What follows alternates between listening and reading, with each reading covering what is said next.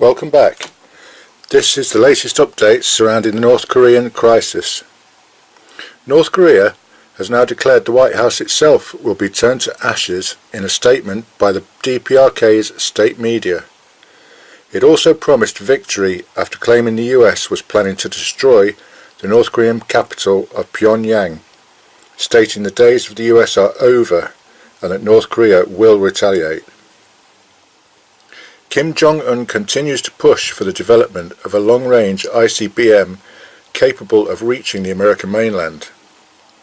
Indeed, North Korea has said that the US needed to be hit with a preemptive nuclear strike so that it cannot come back to life again. This week they accused the CIA of plotting the assassination of Kim Jong-un using a biochemical substance, saying this was nothing more than state-sponsored terrorism. Meanwhile, Japan is apparently considering acquiring Tomahawk cruise missiles after repeated threats from the DPRK. Within easy reach of a strike and with a potential warning time of only 10 minutes, Japan has told its citizens to have a solid building in mind that they could use in case of sudden attack. China demanded the removal of Commander Harry Harris, the US Pacific commander, in exchange for their support of strengthening North Korean sanctions. Commander Harris has called for the need to pressure both China and North Korea and is responsible for ordering the USS Carl Vinson carrier group to the region, as well as pushing for the development of the Terminal High Altitude Air Defense System, or THAAD, to be deployed in South Korea. China has argued that this threatens the regional balance and its national security.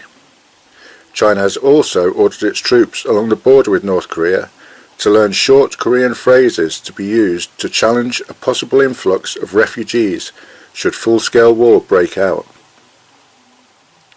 For its part, the South Korean people seem relatively calm, continuing life as normal, while their government and military keep a close eye on the current situation. Technically, the two countries of North and South Korea are still at war after the conflict in the 1950s ended in a truce, and the people have become somewhat immune to the North's hostile rhetoric. In the US, two Minuteman III intercontinental ballistic missiles with a range of around 8,000 miles were test-fired recently from a site in California. A possible show of force amid rising tensions, Colonel Moss, commander of the 30th Space Wing, said it was an important demonstration of our nation's nuclear capabilities. The Pentagon is also closely watching the relationship between North Korea and Iran. Both countries are part of the so-called Axis of Evil, and recent missile tests by Iran have been using missiles that seem to be a direct copy of North Korea's designs. Meanwhile, relations between Russia and the US have taken a turn for the worse. A bill received congressional approval last week which is designed to put added pressure on shipping around North Korean trade routes. President Trump has not yet signed the bill, but if he does, this would mean US Navy ships would conduct compulsory inspections of all ships. This would include the Russian ports of Vanino, Nakhodka and Vladivostok. Russia has said this is unthinkable and amounts to a declaration of war, stating that no US ship will enter our waters, and that any unfriendly steps towards Russia or its allies will receive a similar response. As more players become involved and tensions remain high, the world is watching.